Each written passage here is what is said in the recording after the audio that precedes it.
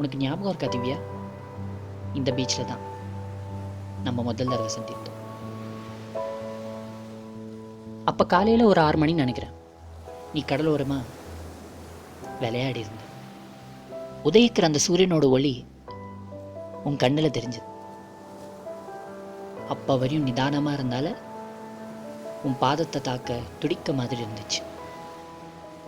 உன் சிரிப்பு அந்த வானவில் போலவே இருந்துச்சு. நீ அசைக்கிற உன் கைவிரல்னால தான் காற்றோட தொடக்கம் இருக்கும்னு தோணுச்சு. அவ்வளோ ஏன், தமிழே சரியா பேச தெரியாத எனக்கு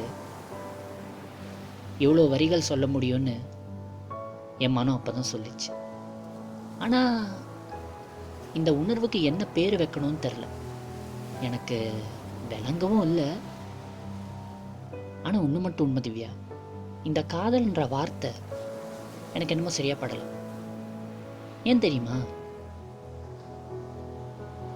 கடலோட ஆழம் இருக்கிற என்னோட உணர்வுக்கு இந்த காதல்ன்ற வார்த்தை ரொம்ப சிறுசா தோணுது.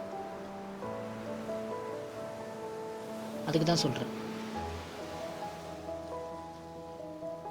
உன் கண்ணுக்கு பார்வையா இருப்பேன், உன் உதடுக்கு சிரிப்பா இருப்பேன், உன் கனவுக்கு நினைவா இருப்பேன்,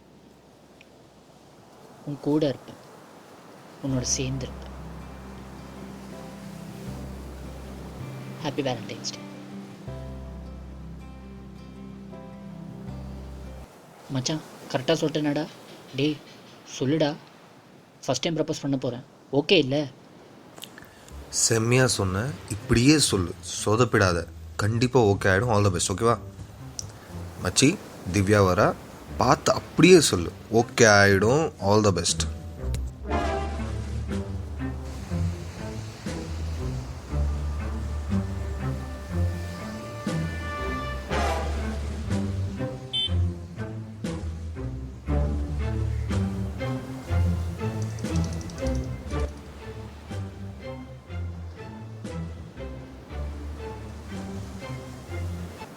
ஹாய் திவ்யா, சாப்பிட்டியா? விளங்கிடும். உனக்கு ஞாபகம் இருக்கா, இந்த கடல் தான்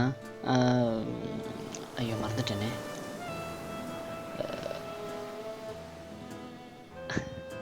ஐ லவ் யூம்மா.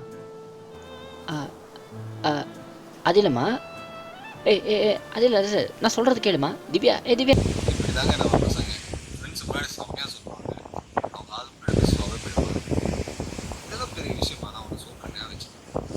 கிளாஸ் ரூமில் ஆன்சர் சொல்லுவோம், பெரிய விஷயம் கிடையாது.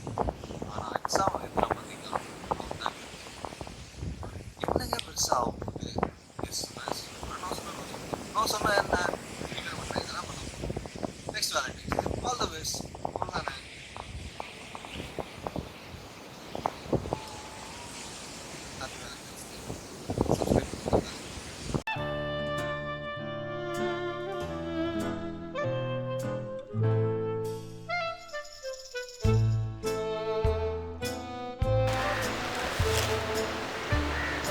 உனக்கு ஞாபகம் இருக்கா திவ்யா? பாதத்தை பிடித்து பாதத்தை கட்டி Take 6. Action. 16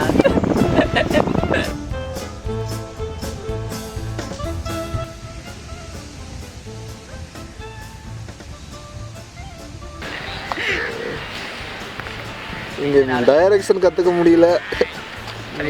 மன்னிச்சு விட்டுறேன்டா உன்னை, இல்லைன்னா எப்பயும் போடுது. சான்ஸ் கேட்க வருவேன்ல. நான் அதுக்கிட்ட வருவேன்.